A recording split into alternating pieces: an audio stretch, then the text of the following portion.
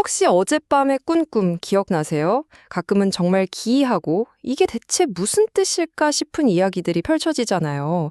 근데 만약에 그 꿈들이 사실은 우리 자신을 비춰주는 거울이라면 어떨까요? 자, 오늘은 지금은 프로이트의 아주 혁명적인 유산이죠. 꿈의 해석을 통해서 우리 내면 가장 깊은 곳으로 한번 여행을 떠나보려고 합니다. 정말 너무 이상해서 이건 뭐 말로 설명이 안 되는 그런 꿈 꾸다가 번쩍 하고 잠에서 깨본 경험 다들 있으시죠? 꼭 낯선 세계로 통하는 문을 아주 살짝 엿본 것만 같은 그런 기묘한 느낌이 들잖아요. 바로 프로이트는 그 기묘함 속에 우리 무의식으로 들어가는 비밀의 문이 숨겨져 있다고 봤던 겁니다. 자, 그럼 첫 번째로 대체 왜 우리의 꿈이 그렇게 의미가 깊다고 하는 걸까요? 그냥 뇌가 피곤해서 아무거나 만들어내는 그런 무작위적인 소음 같은 게 아니고요. 우리 마음에 아주 깊고 숨겨진 부분으로 통하는 굉장히 특별한 통로라는 거죠.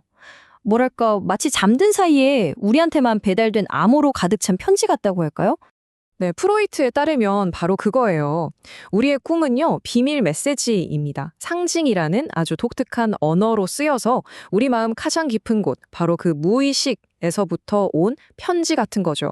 그리고 프로이트는 우리가 이 메시지를 해독할 수 있다고 믿었고, 그 해독법의 열쇠를 우리에게 남겨준 겁니다. 그렇다면 이 아무도 가보지 않은 미지의 대륙, 즉 우리 마음속을 처음으로 탐험하고 그 지도를 그려낸 위대한 탐험가를 만나봐야겠죠?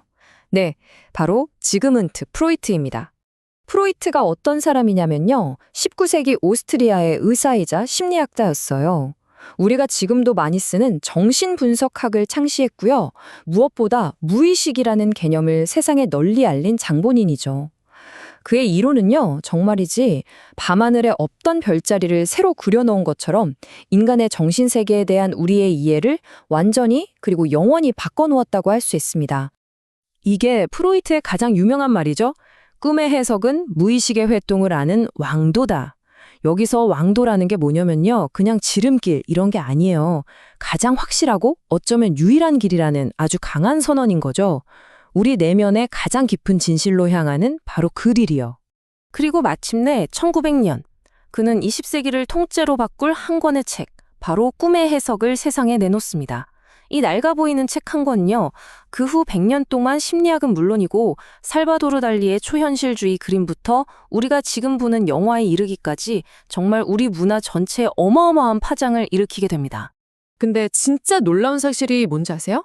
이렇게 혁명적인 책의 초판 600부가 다 팔리는데 무려 8년이나 걸렸다는 거예요. 8년.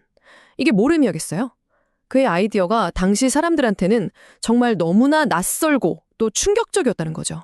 아니, 대체 어떤 내용이었길래 그랬을까요? 자, 이제부터 본격적으로 이 암호를 한번 해독해보죠.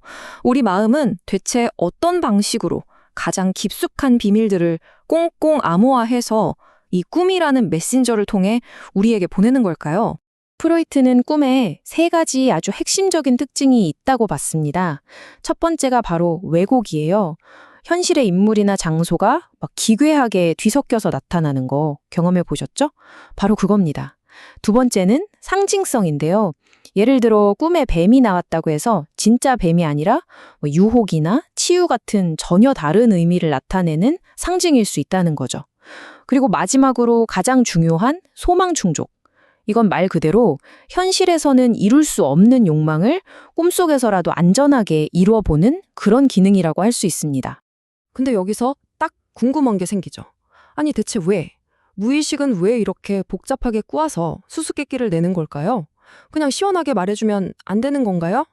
그 이유가 뭐냐면요. 바로 우리 내면에 있는 검열관 때문입니다. 우리가 쿨쿨 잠든 사이에도 이 검열관은 눈을 부릅뜨고 깨어 있어서 우리의 의식이 받아들이기 힘든 그런 욕망들을 교묘하게 위장하는 거예요. 너무 날 것 그대로의 욕망이나 고통스러운 기억이 불쑥 튀어나와서 우리를 충격에 빠뜨리지 않도록 일종의 안전 필터 역할을 해주는 셈이죠. 이 위장 과정에서 쓰는 핵심 기술 중 하나가 바로 압축입니다. 이게 뭐냐면 예를 들어 꿈에 어떤 사람이 나왔는데 어떨 땐 아버지처럼 엄격하고 또 어떨 땐 직장 상사처럼 권위적이고 그러면서도 옛 친구처럼 다정해요. 바로 이게 아버지, 상사, 친구에 대한 여러 복합적인 감정이 단 하나의 이미지로 꾹꾹 눌러 압축된 결과라는 거죠. 또 다른 아주 중요한 기술은 전휘입니다. 이건 뭐냐면 예를 들어서 직장 상사한테 정말 엄청난 분노가 쌓였는데 꿈에서 상사한테 직접 화를 내는 게 아니라 엉뚱하게 옆집 강아지한테 막 소리를 지르는 꿈을 꾸는 거예요. 감정의 진짜 대상은 싹 숨겨놓고 훨씬 안전한 대상으로 그 감정을 슬쩍 옮겨놓는 거죠. 자, 이제 이론은 충분히 알아본 것 같고요. 이제는 우리가 직접 써먹을 수 있는 도구를 챙겨볼 시간입니다. 프로이트가 우리에게 남겨준 우리 내면의 지도를 해독하는 그 도구들을 한번 직접 살펴보겠습니다. 해석 방법에는 크게 두 가지가 있어요. 하나는 상징적 해석법입니다. 이건 예를 들어 왕관이 권력을 상징하는 것처럼 우리가 문화적으로 다 같이 공유하는 의미를 가지고 꿈을 풀어보는 거예요. 그리고 다른 하나가 바로 자유연상법인데요. 이건 좀 달라요. 꿈에 나온 낡은 시계가 어떤 사람한테는 그냥 흘러간 시간을 의미할 수 있지만 다른 사람한테는 돌아가신 할아버지를 떠올리게 할 수도 있잖아요. 이렇게 오직 꿈을 꾼 그 사람의 개인적인 생각과 감정의 흐름을 따라가는 방식입니다. 프로이트는 다른 무엇보다도 이 자유연상법이야말로 무의식이라는 깊고 복잡한 미로의 중심에 도달하게 해주는 가장 강력한 실마리라고 믿었습니다. 겉으로 보기엔 전혀 상관없어 보이는 생각의 조각들을 끈질게 따라가다 보면 마침내 억압되었던 감정이라는 그 미로의 한가운데에 도착할 수 있다고 본 거죠. 자, 그럼 우리도 이걸 한번 직접 해볼까요? 방법은 생각보다 간단합니다. 첫째, 눈 뜨자마자 까먹기 전에 꿈을 최대한 자세하게 적어보는 거예요. 글도 좋고 그림도 좋아요. 둘째, 그 꿈에서 가장 인상 깊었던 이미지나 장면 하나를 딱 고릅니다. 셋째, 이제부터가 진짜 중요한데요. 그 이미지에서 떠오르는 모든 생각, 감정, 기억들을 옳다 그르다 판단하지 말고 그냥 물 흐르듯이 따라가 보는 거예요. 마지막으로 이렇게 생각의 꼬리에 꼬리를 물다 보면 어느 순간 아, 이거였구나 하고 무릎을 탁 치게 되는 그 숨겨진 감정이나 욕망과 딱 마주하게 될 겁니다. 자, 이제 마지막으로요. 프로이트가 100여 년 전에 쏘아올린 이 꿈의 해석이라는 공이 그동안 어떻게 날아왔고 또 오늘날 우리에게는 어떤 의미로 다가오는지 살펴보면서 이 여정을 마무리해볼까 합니다. 1900년대에 프로이트가 꿈은 개인의 억압된 소망의 표현이다 라는 아주 혁명적인 주춧돌을 놓았죠.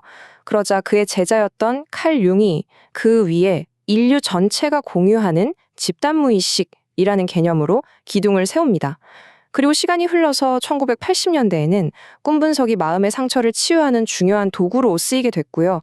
지금 21세기에 들어서는 신경과학자들이 아예 뇌 활동을 직접 들여다보면서 꿈의 생물학적인 비밀을 푸는 단계에까지 와 있는 겁니다.